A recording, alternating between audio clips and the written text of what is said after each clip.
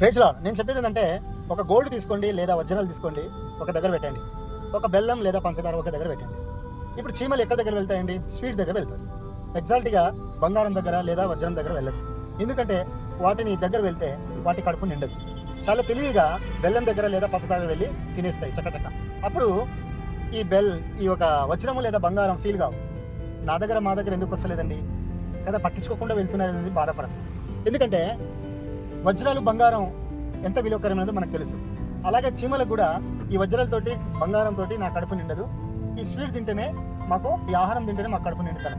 నిజంగా చీమ వైపు చూస్తే చీమ తెలివిగా తను ఆలోచించిన ఆలోచన గొప్పదిగానే ఉంటుంది. ఇలాగే మనం ఆలోచన చేసుకున్న వజ్రాల బంగారం కూడా గొప్పగానే అనపడుతుంది.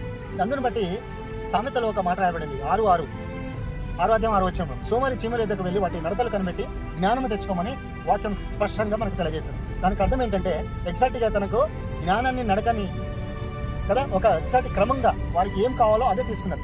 కానీ మనుషులైన మనము ఆహారం తింటే కడుపు నిండినట్టుగా దేవుని వాక్యాన్ని అనుసరిస్తే, దేవుని మాటను మనం వింటే వాటికంటే శ్రేష్టంగా, వాటికంటే ఆశీర్వాదక మనం మార్చబడతాం కదా.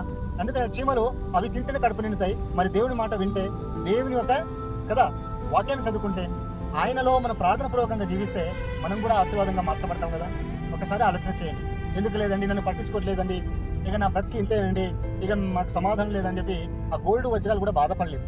నువ్వు ఈ రోజు నేను ఎవరు లెక్క చేస్తే ఉండకపోవచ్చు, లేదా నిన్ను తీసిపడేయవచ్చు, లేదా నీకు విలువ లేకుండా చూడవచ్చు.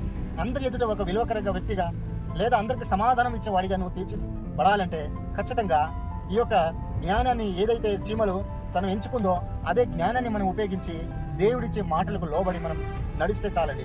ఆటోమేటిక్గా ఆశీర్వాదాలు, సమాధానం పరిగెత్తకుండా మన దగ్గరకు వస్తాయి. మనం చీకొట్టిన వారు, మనను అవసరం లేదనుకున్న వారు, మనమంటే లెక్క లేనటువంటి వారు చేసినటువంటి వారు కూడా నీ అవసరానికి లేదా నీ దగ్గరకు చేయి చాపడానికి కూడా, లేదా నేను గొప్పవాడిగా పొగిడేవాడిగా కూడా దేవుడు తీర్చగలడు.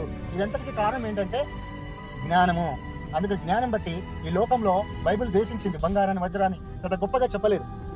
మీరు మీ ధనం ఎక్కడ ఉంటుందో అక్కడ మీ హృదయం ఉంటుందని లేఖనం స్పష్టంగా తెలియజేసింది. కనుక అదే నీ హృదయము దేవుని మీద పెడితే ఈ ధనం కంటే, వజ్రాల కంటే, బంగారం కంటే దేవుడు గొప్పవాడిగా కనబడతాడు. అప్పుడు లోకంలో ఉన్న నీవు ఒక పెంటతో ఎంచుకోవచ్చు. అందుకే చీమలు ఎంత విలువకరమైన ఉన్నా పక్కన పెట్టి తన కడుపు నిండే దాని కొరకే పరిగెత్తింది. అలాగే ఈ లోకంలో ఎన్ని ఆశలు, కోరికలున్నా, ఎన్ని రకాలుగా మనకి కళ్ళ కనబడ్డా, మనం ఏ రకంగా మనం ఊహించుకున్నా, అన్నిటికంటే దేవుని మాటలు, దేవుని పరిశుద్ధత గొప్పదని, దేవుడి మార్గం ఒక ప్రత్యేకమైనదని మనం ఎంచితే ప్రపంచంలో కాదు ఎక్కడైనా మనము నిలవగలుగుతాం కదా, వర్ధిల్లగలుగుతాం, ఆశీర్వాదంగా ఉంటాం. కనుక తెలివిగా మనము ప్రభు యొక్క మాటలను, త్రోవలను సరళంగా కదా జాగ్రత్తగా నడిస్తే చాలండి. దేవుని దగ్గర కదా మనము నటించాల్సిన అవసరం లేదు. దేవుడు చెప్పింది వింటే చాలు, ఆ నటన నీలో నుండి పారిపోతుంది. అప్పుడు నువ్వు శ్రేష్టంగా ఒక పరిశుద్ధంగా జీవించగలుగుతావు. ఎందుకంటే సామెతలో ఒక మాట ఉంది, 28 మొదటి వచ్చిన, ఎవడను తరమకుండానే దుష్టుడు పారిపోతాడు, నీతిమంతుడు సింహం వల్లే ధైర్యంగా ఉంటారని.